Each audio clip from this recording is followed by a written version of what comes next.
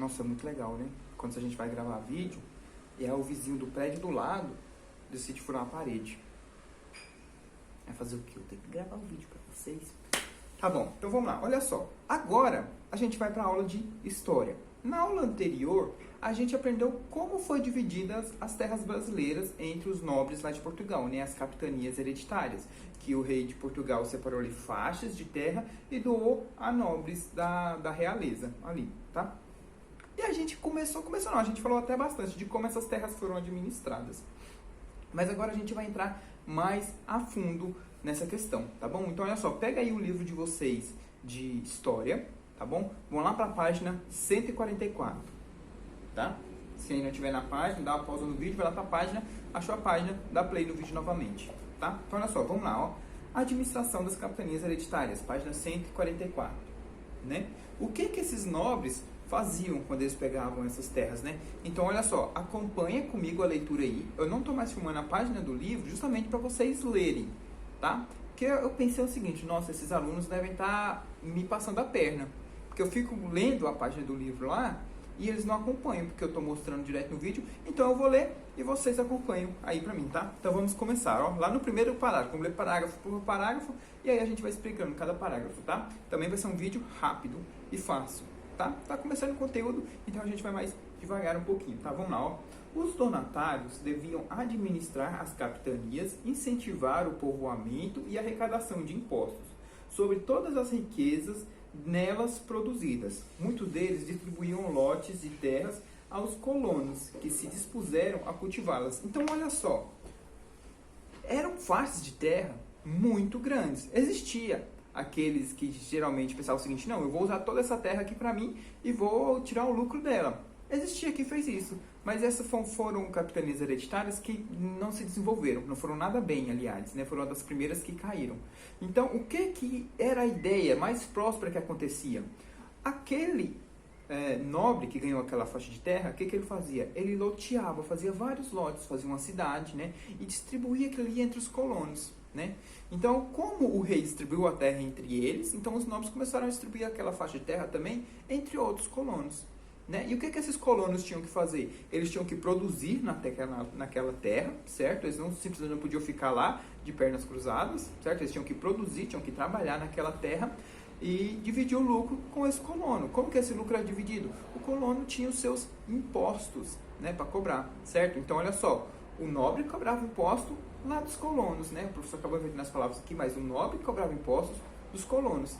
Certo? Então, olha só, ele já começava a captar um pouquinho de renda, além da produção que ele já tinha, certo? Então, olha só, ele distribuía a terra entre outros colonos e esses colonos trabalhavam naquela terra, produziam naquela terra e automaticamente geravam renda. Dessa renda vinha a cobrança de impostos do nobre, que era pego dos colonos, e aí vinha a coroa de Portugal e também pegava o imposto daquele colono. E assim era feita a distribuição de renda naquele tempo, tá? Começamos aí. Vamos lá para o segundo parágrafo. Olha só. Apesar de desfrutarem de algumas liberdades, os colonizadores que se estabeleceram no Brasil nas primeiras décadas do século, que século que é este? XVI. Eu não vou falar, certo? Eu vou querer que vocês me mandem que século que é no meu WhatsApp, pessoal. Ó, professor, o século do livro é tal, né? Para ver se vocês aprenderam os algarismos romanos. X é 10, o V é 5 e o Izinho é 1, né? Quando o número menor vem à frente, a gente soma ou subtrai, certo? Bota lá no livro, bota lá no vídeo de algarismos romanos e vê. Aliás, não teve de algarismos romanos não, né? Não, a gente fez a aula em vídeo chamada. Tá, mas é só vocês voltarem lá no livro de português que vocês vão conseguir fazer, tá bom? Seguiam ordens do rei de Portugal. Por várias razões, o sistema de capitanias hereditárias não funcionou como se esperava.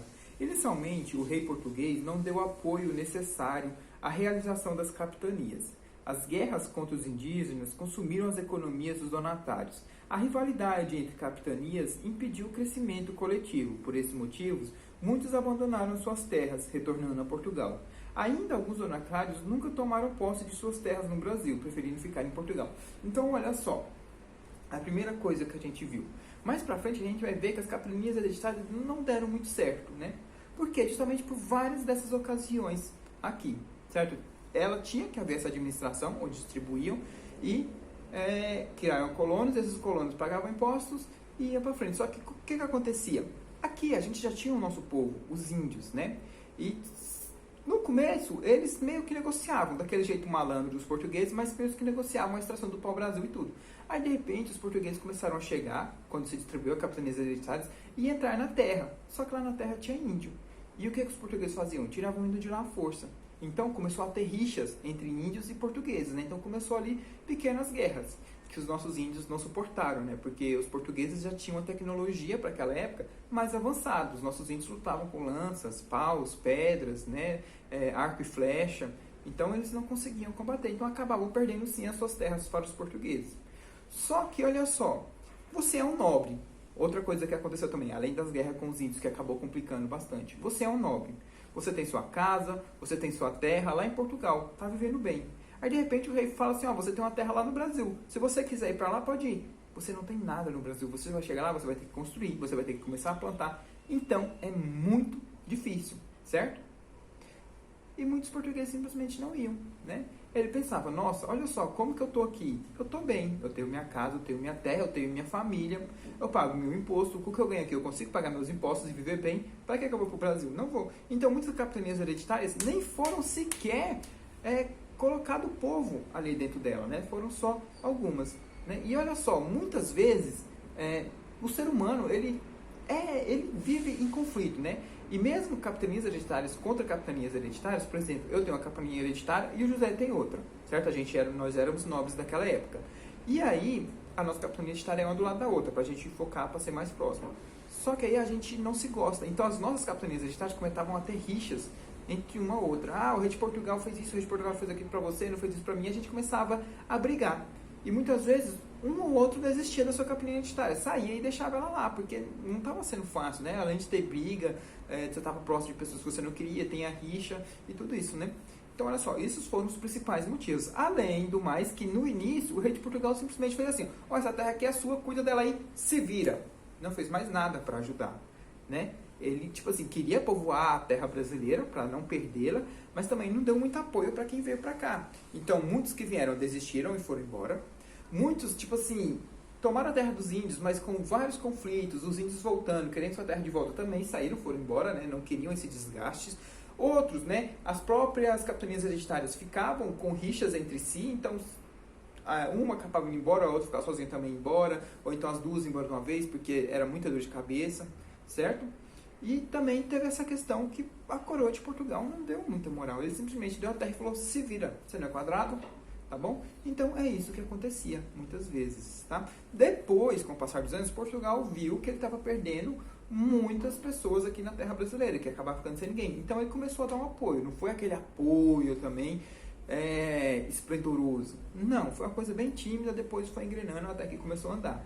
Tá? Então, olha só, a capitania hereditária, de pouco a pouco, ela foi caindo, né? Então, foi uma ideia que não deu certo, tá? No próximo vídeo, a gente vai ver totalmente a queda dessas capitanias hereditárias. Só que, olha só, todas as capitanias hereditárias não deram certo? Não.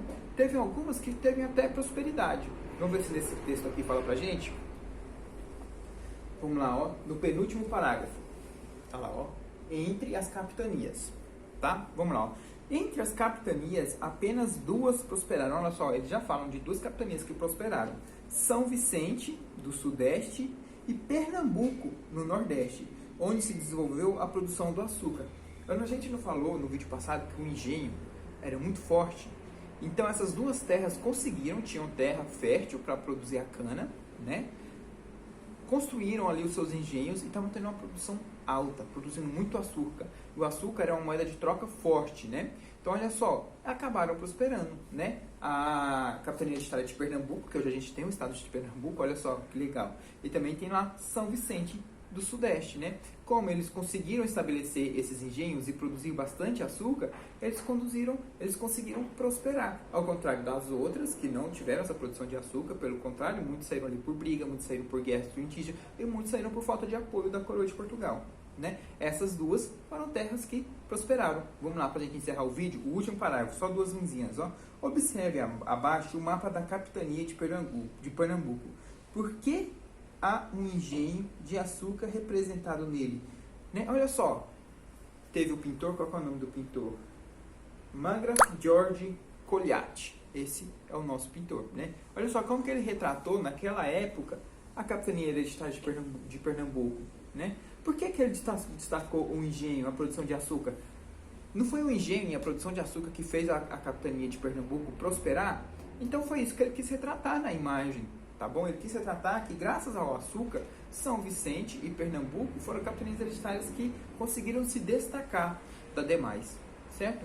Então é isso, olha só, vê lá, tem ali uma super casa, né? Tem a plantação de cana, tem o pessoal trabalhando, tem aquela roda que eu falei para vocês que geralmente eles usavam bois para ela ficar girando, para eles moerem a cana e assim produzir o açúcar, tá? Então foi por isso que ele quis destacar o engenho nessa pintura, tá bom? Então é isso, tá? A gente começa a ver aí como que o país foi mudando de capitanias hereditárias para o governo geral.